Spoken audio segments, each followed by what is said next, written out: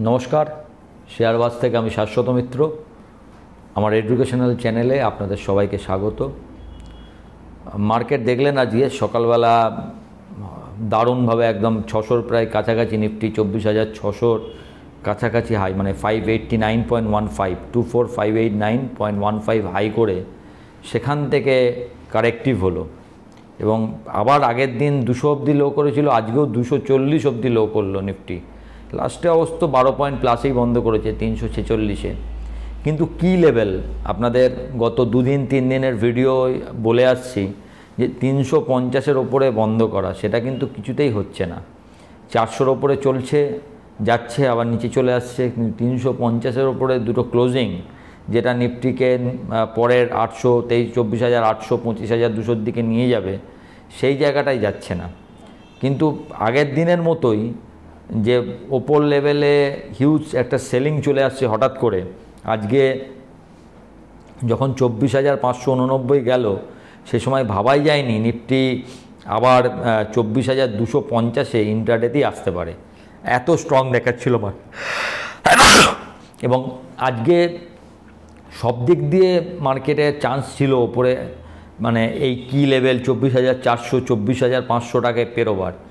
তার কারণ যদি আপনি ডাও দেখে থাকেন, ডাও পজিটিভ ছিল এবং সকালবেলা একটা নিউজ এসেছিল যে চায়না সামহাও কথা বলতে রাজি হয়েছে, যদিও আমার মতে ওটা পজিটিভ নিউজ না। কারণ চায়না বলেছে যে আমরা কথা বলার কথা চিন্তা করছি যদি আমেরিকা সৎ থাকে এবং আগে সমস্ত ট্যারিফ উঠিয়ে নেয়। তো এটা তো কোনো প্রি-শর্ত হতেই পারে না, আমেরিকা ট্যারিফ ওঠাবে এটা ভাবাই যায় না, সুতরাং এটা কোনো পজিটিভ নয়। কিন্তু সেই পজিটিভ কথাতেই আপনার ডাও প্রায় 400 পয়েন্ট প্লাস ছিল এবং অন্য মার্কেটগুলোও যদি দেখেন আপনি, ইউরোপিয়ান মার্কেট সবই প্লাস ছিল। তো সেই হিসাবে মনে হয়েছিল আজকে নিফটি হয়তো, এবং আরেকটা আরও 2-3টে পজিটিভ এসছে মার্কেটে, যেরকম ধরুন এর থেকে ভালো সুযোগ নেই। এই কারণে বলছি, রেকর্ড জিএসটি কালেকশন, মানে 2,37,000 কোটি টাকা জিএসটি। অনেকে বলেছেন যে ইকোনমি নাকি খারাপ হচ্ছে, অনেকের এটা ধারণা। ইকোনমি খারাপ হলে 2,37,000 কোটি টাকা কীভাবে জিএসটি কালেকশন হয় আমার জানা নেই। সো জিএসটি কালেকশন প্রচণ্ড। এর সঙ্গে আছে এফআইআই এবং ডিআইআই টানা 4 দিন ধরে বাইং করছে, টানা এই 4 দিন বাইং। লাস্ট এফআইআই ডিআই করেছিল 23শে নভেম্বরে, লাস্ট 4 ডে, টানা 4 দিন, এর মধ্যে আর করেনি, টানা 4 দিন বাইং। এছাড়া হচ্ছে এফআইআই এই নিয়ে টানা 11 দিন বাইং করলো। এর আগে সেটা করেছিল মে মাসের 15 তারিখ 2023। তা ভাবুন 2 বছর পর টানা 11 দিন এফআইআই বাইং। তো এত কিছু পজিটিভ নিয়ে আমরা আছি। এবং এছাড়াও 2024-এর জুলাইয়ের পর এই প্রথম পরপর 2 মাস এফআইআই ক্যাশ মার্কেটে বায়ার থাকলো, মানে ক্যাশ মার্কেটে টোটাল যা বাই করেছে এবং টোটাল যা সেল করেছে, net buyer in cash market, পরপর 2 মাস, কনজিকিউটিভ 2 মান্থস। তো এত পজিটিভ নিয়ে আজকে আমরা মার্কেটে এসেছিলাম এবং প্রথম হাফটা তো অসাধারণ শুরু, মনে হলো আজকে মার্কেট হয়তো এই সব লেভেলগুলোকে ছাড়িয়ে যাবে। কিন্তু আলটিমেটলি যে প্রেশার আপনাদের বলছি, যে একটা যুদ্ধের পরিস্থিতি আছে মার্কেটে, সেটা মার্কেটকে সবসময় খেয়াল রাখতে হচ্ছে এবং সেখান থেকেই সেলিংটা বারবার ওপর লেভেলে চলে আসছে। তো যারা আজকে হয়তো দেখা যাবে যে যেহেতু কালকে লাস্ট আওয়ারে পড়েছিল, আপনাদের বলেছিলাম যে নিফটি কি কোনো বড় সেলিংয়ের দিকে যাচ্ছে, যেরকমভাবে সেলটা হয়েছিল সেখান থেকে, তাহলে প্রচুর লোক সেলিংয়ে গেছিলো এবং তাদেরকে আজকে 500-র উপরে উঠে প্রত্যেককে কাটতে বাধ্য করেছে। কেউ কিন্তু পজিশান রাখতে পেরেছে বলে আমার মনে হয় না। যেভাবে নিফটি বেড়েছে, তাহলে মোস্ট অফ দেম লুজ মানি। কারণ ওই বাড়ার পর আপনি ফিউচারেই পজিশান নিন কিংবা অপশানেই পজিশান নিন, সম্ভবত আপনার স্টপ লস কেটে যাবে। তারপরে আবার মার্কেট পড়েছে, আবার সেখান থেকে মার্কেট ঘুরেছে। এই যে ভোলাটিলিটি, আগের দিন দেখেছিলেন যে ভিক্স অনেকটা বেড়েছিল, আজকে অবশ্য ভিক্স প্রথমে বেড়ে তারপরে একই জায়গায় বন্ধ হয়েছে, 22-22-এ বন্ধ হয়েছে, যদিও একটু বেশি। এবং যদি আপনি এফআইআই লং পজিশান ধরেন, সেটা মাসের শুরুতে ছিল 41%, সেখান থেকে এসছে 48%। এখনও সেটা যে খুব বেশি সেটা তো বলা যাবে না, কিন্তু টানা মার্কেট বাড়ছে, এটা আপনাকে দেখতে হবে। এবং আপনি যদি এবার ইউএস মার্কেটের দিকে তাকান, ইউএস মার্কেটও টানা এই নিয়ে 8 দিন বাড়ল। কিন্তু কেন বাড়ছে? এই প্রশ্নটা আপনার আসবে। ইউএস মার্কেটে কিচ্ছু পজিটিভ নেই। আপনি যদি তাকান ইউএস মার্কেটের দিকে, প্রথম কথা হচ্ছে ওদের economy contracted for first time in last 2 years. 2 বছরের মধ্যে প্রথম ইকোনমি কন্ট্রাক্ট করেছে, মানে বাড়েনি, 0.3% কমেছে আগের বারের থেকে। তো সেটা ফার্স্ট টাইম, তো এটা ভালো নিউজ হতে পারে না। সেকেন্ড নিউজ হচ্ছে যদি এটা হয় সেক্ষেত্রে, এবং ওদের যে ডাটাগুলো এসছে সেটা যে খুব পজিটিভ নয়, যদিও মেটা এবং মাইক্রোসফটের রেজাল্ট খুব ভালো এসছে, সেটা ঠিক আছে, কিন্তু ডাটাগুলো কোনোটাই এমন কিছু পজিটিভ নয়। এবং ট্রাম্প যেগুলো বলছেন যে হ্যাঁ এই তো হবেই, এটা আমার জন্য হয়নি, এটা বিডেনের জন্য হয়েছে, সেসব তো বলছেনই, এবং এইটুকু সহ্য করতে হবে, মানে উনি ধরেই নিয়েছেন যে ইকোনমি খারাপ যেতে পারে, তাহলে রিসেশন ফিয়ার ফিরে আসছে। অথচ যত খারাপ কথা বলছে, যত খারাপ ডাটা আসছে, মার্কেট বাড়ছে। তার কারণটা হচ্ছে মার্কেট ভাবছে এই খারাপ ডাটা দেখে পাওয়েল সাহেবকে হয়তো সুদ কমাতে হবে, কিন্তু অ্যাকচুয়ালি কিন্তু ডাটা খারাপ। এইটা দ্বার্থহীন ভাষায় আপনাদের বলছি, এটা জেনে নিন। কারণ অনেকের আবার বলছেন যে আপনি জোরে বলেন না, চেঁচিয়ে বললে বেশি বলা হয় বলে আমার জানা নেই, যেমন বলছেন জোরে বলেন না, এইটা বলেন না। দাদা জোরে বলি না বলে এখনও বাড়ির ইটগুলো রয়েছে। যারা মার্কেটে এই জোরে বলেছে আর এই হবে আর ওই হবে বলেছে না, তাদের দেখবেন কারোর আর বাড়ির ইট নেই, সব বেচা হয়ে গেছে। এই মার্কেটে আপনি কত টাকার পোর্টফোলিও, কত টাকা আপনার, যে মার্কেটে প্রতিদিন 2 লাখ 5 লাখ কোটি টাকার কাজ হয়, সেখানে আপনি নিজে একদম বুক ঠুকে সব বলবেন আর করবেন? আপনাকে সবসময় খারাপটা ভেবে নিয়েই করতে হবে, কনসিডারিং ওয়ার্স্ট, যে এইটা ওয়ার্স্ট হলে আমি সহ্য করতে পারবো কি না, সেইটা করে বলতে হবে। আর এখানে আমার খুব সামান্য লোকই শোনেন, তাও তো 5-7 হাজার 8 হাজার লোক শোনেন, আমি তাদের বিভ্রান্ত করব কেন? আমি সবসময় সেটাই বলবো যেটা তাদের কোনো অসুবিধা না হয়, কেউ কোনো অসুবিধায় না পড়ে আমার জন্য। আমি এমন কিছুই বলবো না যাতে কারুর কোনো প্রবলেম হয়, যেহেতু এই মার্কেটটা আমি চালাই না, এটা আইডিয়া। তাই জন্যে সবসময় তার পজিটিভিটি থাকবে, নেগেটিভ হলে কতটা যেতে পারে সেটাও থাকবে। যারা ওয়ান সাইডেড বলেন যে শুধু উঠবে বা যাবে, তাদের আমার নমস্কার, তারা পূজনীয় ব্যক্তি, তারা পূজনীয় থাকুক। কিন্তু তার জন্য আমার একটা কথার জন্য আমি চাই না যে আপনাদের কারুর কোনো প্রবলেম হোক। আপনি জেনে নিন এই মার্কেটে যে কোনো ট্রেড করা যায়। শুনুন, একটা দাম একই মার্কেটে আপনি কিনছেন মানে কেউ একজন বেচছে। This is the only market যেখানে সেম পয়েন্ট অফ টাইম, এই কথাটা খেয়াল রাখবেন, বড় বড় করে লিখে রাখুন, same point of time to people think entire differently. আপনি প্লাস ভাবলে আমি মাইনাস ভাবছি, তবে তো আমি বেচছি।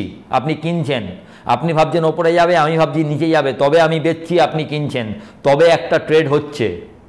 মানে একই টাইমে দুজন লোক সম্পূর্ণ বিপরীত দিকে ভাবছে। This is market, this is not a joke, কোনো খেলা নয় যে চেঁচিয়ে গেলাম হবে হবে হবে হবে, হলো না কি হবে, গেলে আপনার যাবে, এই মেন্টালিটি নিয়ে আমি বসি না। সুতরাং আমি আপনাকে বলবো যে আপনি এটা করতে যদি কিছু করেন, এই পজিটিভ আছে, করাটাও আমার বলার কথা নয়। কারণ এখন যে 7 নিয়ম আছে তাতে আপনি কিচ্ছু বলতে পারেন না।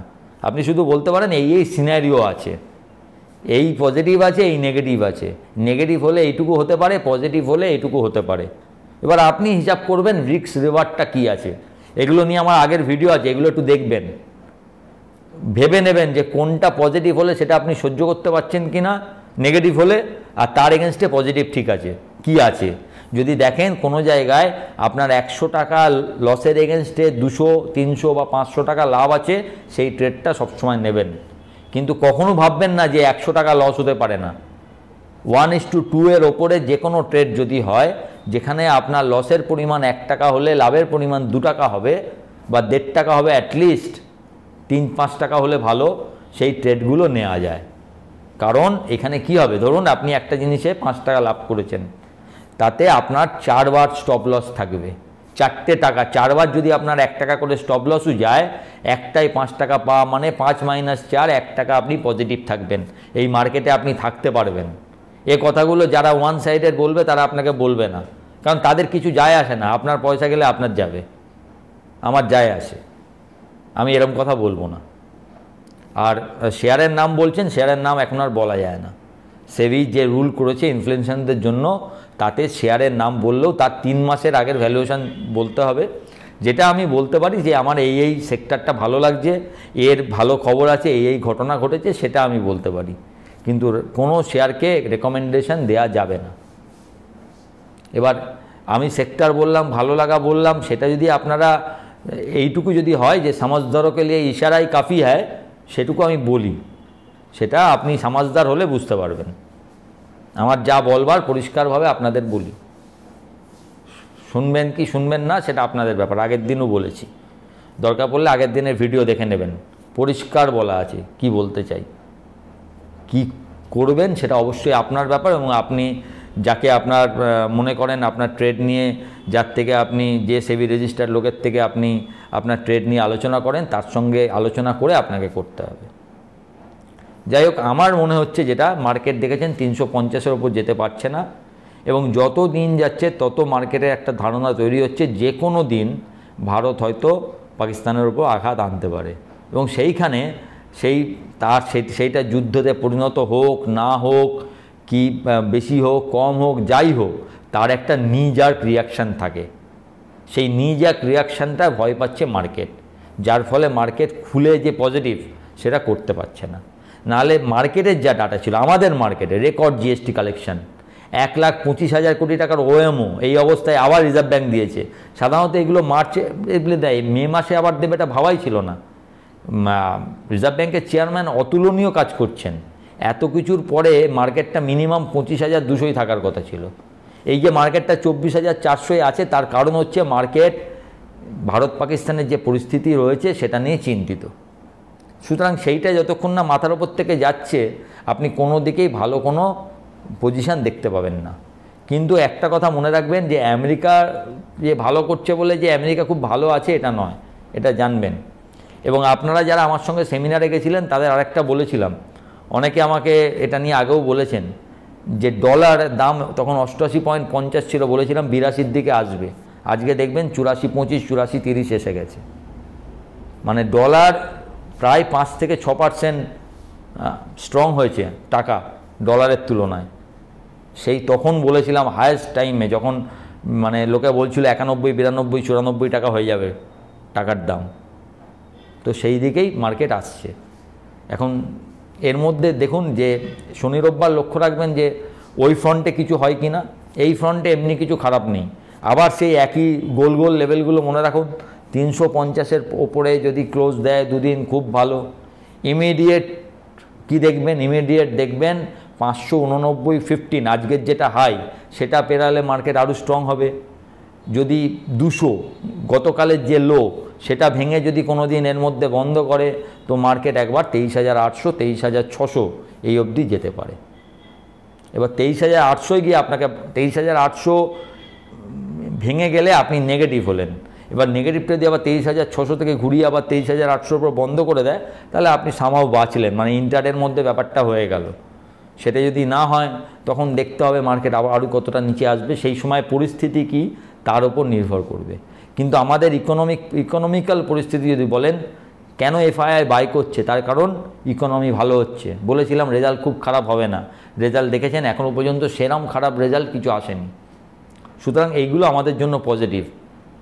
আমাদের ইকোনমিক্যাল কন্ডিশান আমাদের জন্য পজিটিভ, কিন্তু যেহেতু এই একটা বড় ওপরে তলোয়ার ঝুলে রয়েছে, তাই আমরা হয়তো খুলে বাড়তে পারছি না। লেটস সি যে উইকেন্ড কেমন যায়, কীরমভাবে কাটে। আপনারাও খুব ভালো করে উইকেন্ড কাটান। তবে আমার যেটা মনে হয় এই সময়ে ট্রেড কম করুন। লং টার্ম যারা আছেন, এরম টাইম অনেক আছে, এরম আসবে যাবে, লং টার্মের চিন্তার কোনো কারণ নেই। কিন্তু শর্ট টার্ম সুইং ট্রেড যারা রাখেন, আগের দিনই বলেছিলাম সবাই একবার প্রফিট বুক করতে পারেন। আজকে সেই প্রফিট বুকের প্রচণ্ড সুন্দর সুযোগ মার্কেট দিয়েছিল। যে করে থাকবেন আমার মতে তারা ভালো করেছেন। হয়তো হতে পারে যে যদি কিছু বোম টোম না পড়ে, কিছু না হয়, অন্যভাবে মিটে যায়। যদিও অনেকে আমরা যুদ্ধ করছি, কিন্তু যুদ্ধ করলে অনেক নেগেটিভ। ইকোনমি খারাপ হয়, জিনিসপত্রের দাম বাড়ে, সাধারণ মানুষ কদিন পরেই সেটাকে ভালোভাবে নিতে পারে না। যদিও এখন আমরা খুব সবাই বলছে হ্যাঁ একটা মারা উচিত, কিন্তু সেটা যদি যুদ্ধের পরিস্থিতি হয়, এদের মধ্যে অন্তত 50% লোক তখন আবার লোককে গালাগালি দেবে। এটাও সত্যি কথা। দেখা যাক কোন দিকে যায়, wait for the next move of India. এর মধ্যে আপনারা খালি খেয়াল রাখুন 24,200 ভাঙলে খারাপ, 24,350 ওপর 400-র ওপর মার্কেট চললে ভালো, 589-15 পেরিয়ে বন্ধ করলে আরও ভালো, 200-র নিচে বন্ধ করলে খুব খারাপ, 23,800-র নিচে বন্ধ করলে আরও খারাপ। এই কটা জিনিস ভালো করে খেয়াল রাখুন। আমার টেলিগ্রাম চ্যানেলের সঙ্গে যুক্ত থাকুন। এখানে প্রতিদিন আমি ইউএস মার্কেট এবং আমাদের মার্কেটের যা যা খবর সবগুলো দিই। আমি ওদেরকে বলবো টেলিগ্রাম চ্যানেলের লিঙ্কটা ফার্স্ট কমেন্টে দিয়ে দিতে, তো ওইটাকে লক্ষ্য রাখুন। আর এই যে ইকোনমিক্সটা বললাম যে ট্রেড কিভাবে নেবেন, তার জন্য আমার পুরনো ভিডিও আছে, রিস্ক রিওয়ার্ড রেশিও কীভাবে ভাববেন, কি করা উচিত, সব ভিডিও আছে, ভিডিওগুলো একটু দেখে নেবেন। ভালো থাকবেন, উইকেন্ড ভালো কাটান। ভিডিওটা ভালো লাগলে একটু লাইক এবং শেয়ার করবেন, এবং যারা প্রথমবার দেখছেন সাবস্ক্রাইব করবেন। নমস্কার।